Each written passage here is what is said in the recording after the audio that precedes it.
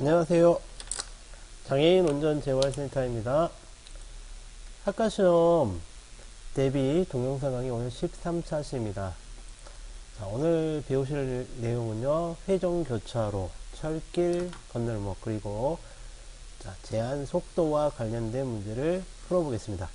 그렇게 까다롭지 않습니다. 먼저 회전교차로에 대한 개념을 설명해 보겠습니다.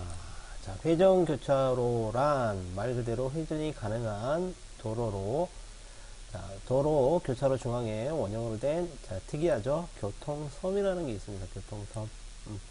이 교통섬을 만들고 그것을 통과하는 차량이 시계 반대 방향입니다. 이렇게 도는 거죠. 왼쪽으로 돌면 통과하는 방식입니다. 그러다 보니까 이 회전교차로에는 신호가 없습니다. 그래서 신호가 없어서 연속적인 진입이 가능하고 차량 통행의 속도가 개선되어 교통 흐름이 원활해진다. 자, 교통 흐름이 원활해진다. 이런 장점이 있기 때문에 회전교차로에 해당되는 부분이 점점 늘어나는 추세라고 보시면 됩니다. 그렇지만 초보 운전자 입장에서는 이 회전교차로가 상당히 어렵습니다.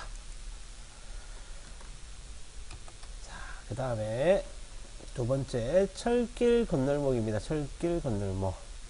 자, 이 철길 건널목은 위험한 곳이죠. 운전을 하시기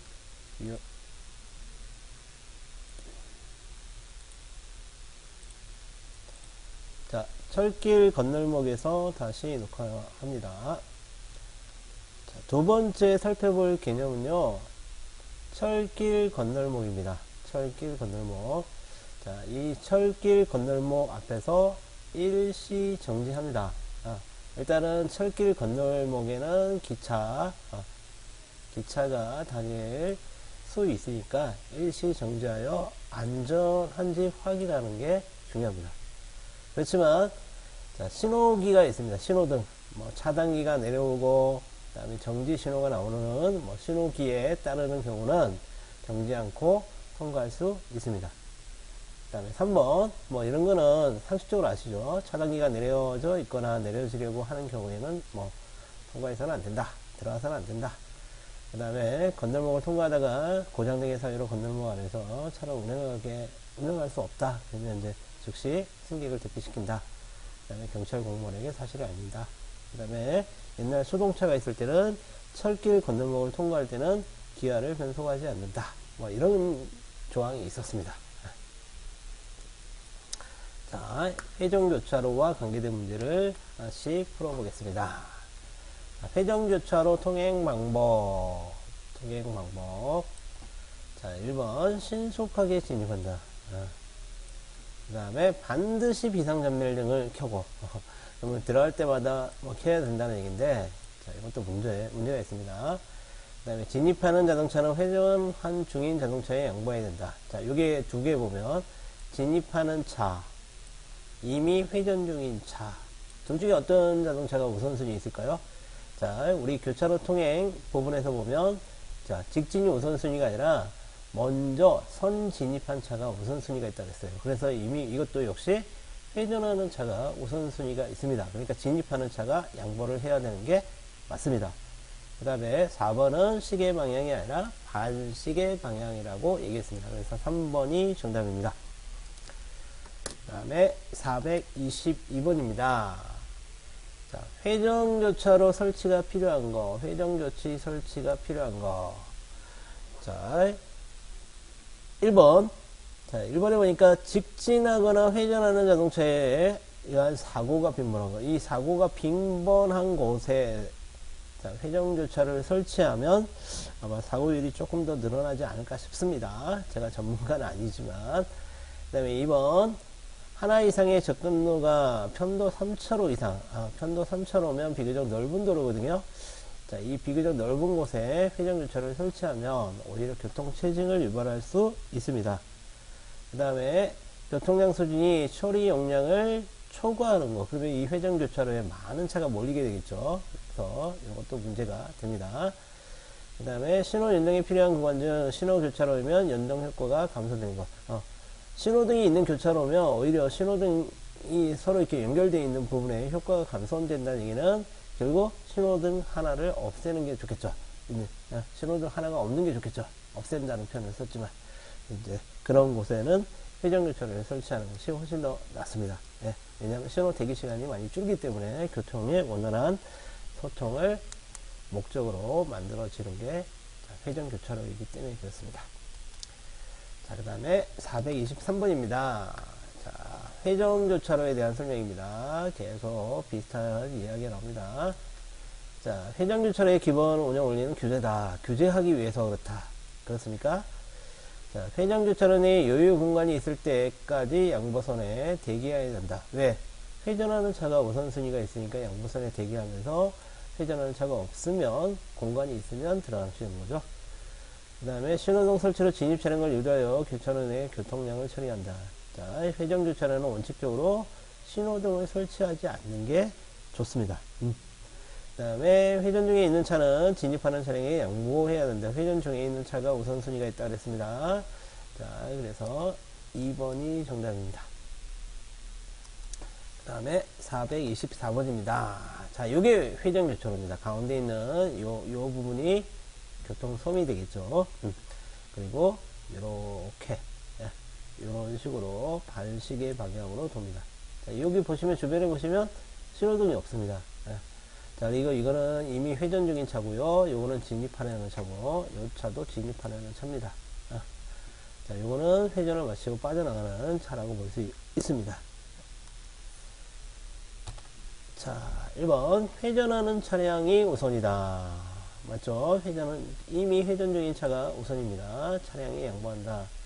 그 다음에 직진하는 차량이 우선이다. 직진 차량이 우선이다. 이런 이야기 없었습니다. 그 다음에 경운기를 사용하여 경운기 쓰시면 교차로에 굉장히 시끄러워집니다. 그 다음에 회전 차량은 진입 차량에 주의하면서 회전한다. 자, 제가 우선순위가 있지만 때로는 그 우선순위를 무시하거나 급하게 들어오시는 차들이 있습니다. 그 차들을 진입차에 양보 운전 없이 들어오시는 그 차에 주의를 하면서 회전을 하셔야 되겠죠. 1번과 4번이 정답입니다. 자, 그 다음에 425번. 자, 요게 어떤 표시입니까? 요 왼쪽 방향으로 삐글삐글 돈다. 가운데 교통섬이 있다. 생각되어 있지만, 자, 회전 교차로 표지입니다. 자, 그 다음에 426번. 철길 건널목입니다. 철길 건널목. 자, 1번. 철길 건널목 앞에서 일시 정지하여 안전을 확인하고, 자, 이 안전 여부를 확인한다. 이런 부분이 들어가면 거의 답이 될 가능성이 높습니다. 자, 안전 운전과 관계 있기 때문에 그렇습니다. 자, 2번 신속히 통과한다. 그 다음에 차단기가 내려지려고 할 때 빨리 한다. 그 다음에 신호에 따르는 경우도 일단 정지해야 된다. 신호가 녹색 신호이면 서행을 할 의무는 있지만 일시 정지할 필요는 없습니다. 그래서 1번이 정답입니다. 427번입니다. 자, 철길 건널목 안으로 들어갈 수 있는 경우, 차단기가 이미 내려져 있습니다. 내려지려고 하고 있습니다. 경보기가 울리고 있습니다. 그 다음에 신호에 따르는 경우, 신호가 녹색 신호예요. 차단기는 세워져 있고요. 자, 이렇게 된다면 들어가실 수 있죠. 4번입니다. 그 다음에 철길 건널목에서 가장 바람직한 거. 철길 건널목에서 가장 바람직하지 않은 거. 자, 1번 기차가 오지 않으면 통과한다. 크게 문제는 없는 것처럼 보이는데. 2번 일시 정지하여 안전을 확인한 후. 1번하고 2번하고 비교보면 이게 훨씬 더 안전운동에 안전하게 운전하는 습관이 몸에 배인 거죠. 그 다음에 제한속도 이상으로 속도 위반입니다. 내려지려고 하는 경우, 이런 경우 빨리 가고 싶은 마음이 생기지만 일단 참으셔야 됩니다. 그래서 1번보다는 2번이 훨씬 더 바람직한 운전 습관이라고 볼 수 있습니다. 자, 그 다음에 429번입니다. 일시 정지하지 않고 통과하다가, 자, 철길 건널목에서는 일시 정지를 반드시 하셔야 돼요. 신호등이 선행을 따르지 않는 경우를 제외하고. 그래서 기차와 충돌하여 인명피해, 사람이 다치는 사고가 났습니다. 자, 이 철길 건널목에서 우선순위는 당연히 자동차가 아니라 기차입니다. 그렇기 때문에 철길 건널목에서 사고가 났다. 특히 인사사고가 났다. 자, 이렇게 된다면 보험 가입 여부와 상관없이 형사처벌을 받게 됩니다. 답은 3번입니다. 자, 뒤에 도로교통사고 처리 특례법이라는 부분에서 또 한번 살펴볼 것입니다. 자, 그 다음에 430번입니다. 자, 요 안전표지. 자, 요 안전표지인데, 요거를, 이게 딱 보니까 뭐, 서울의 한강철도하고 비슷하다. 그래가지고 철길 표시로 착각을 하시는 분들이 되게 많습니다. 이거는 교량 표지입니다. 다리. 자, 그 다음에 431번인데, 자, 요 교재 표지 딱 보시면 여기 글자 충분히 보이시죠? 천천히 이렇게 되어 있습니다. 그러면, 자, 1번 교통정리를 하고 있지 않냐고 교통이 빈번한 교차로. 이 교차로에서는 천천히가 중요한 게 아니라 뭐를 먼저 하셔야 돼요? 일시 정지를 하셔야 돼요. 일시 정지. 그리고 안전을 확인하시고 우선순위에 맞게 들어가시는 거죠. 자, 그 다음에 2번 비탈길의 고갯마루 부분. 예, 고갯마루 부분은 자, 잘못하면 차가 붕 뜰 수가 있으니까 천천히 서행을 하셔야죠. 그 다음에 교통정리를 하고 있지 않냐고 좌우를 확인할 수 없는 교차로. 예, 역시 이 교차로도 서행을 하셔야 되는데 일단은 일시 정지를 하셔야 돼요. 서행이 먼저가 아니라 일시 정지가 먼저입니다. 그러니까 1번하고 3번은 일시 정지를 하셔야 돼요.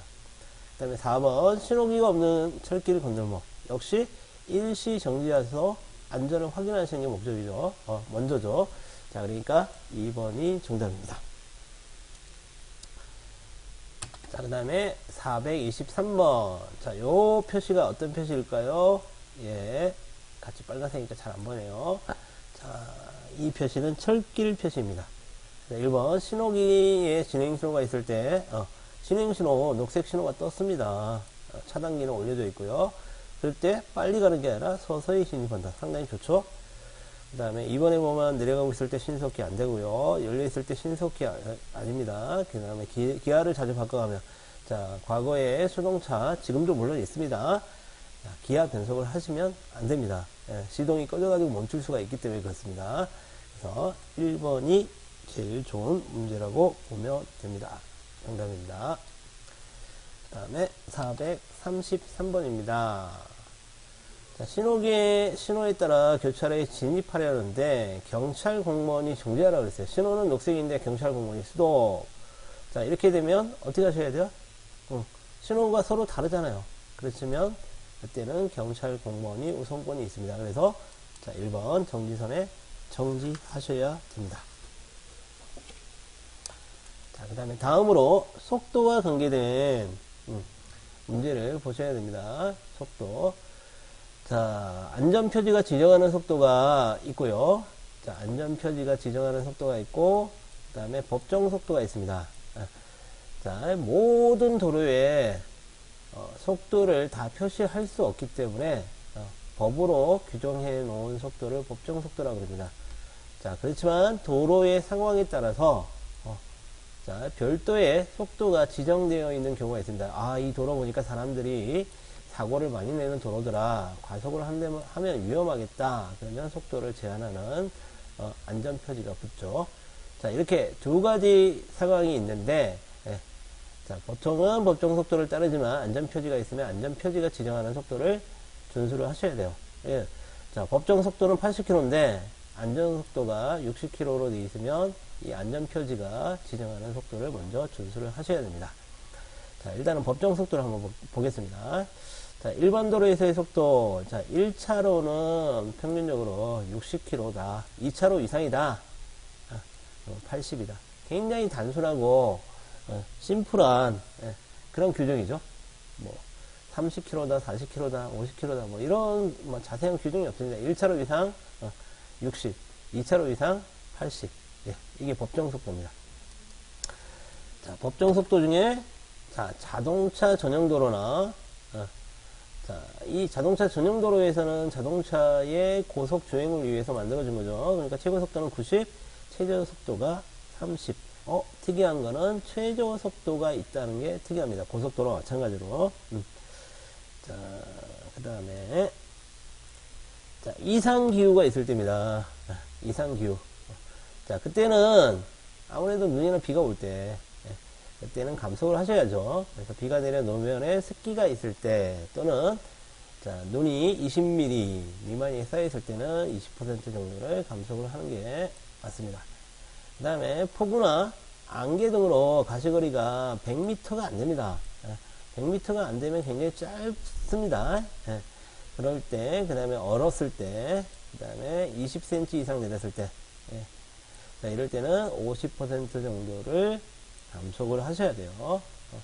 그 다음에 4번에 보니까 지방경찰청장이 안전표지로 속도 제한을 지정할 수 있습니다. 예, 이런 겁니다. 자, 이제 문제를 풀어보겠습니다. 자, 434번입니다. 제한 속도와 관련해서 틀린 거. 자, 일반도로, 자동차 전용도로, 고속도로와 총 차로수에 따라 별도로 제한 속도를 규정하고 있다. 예, 맞습니다.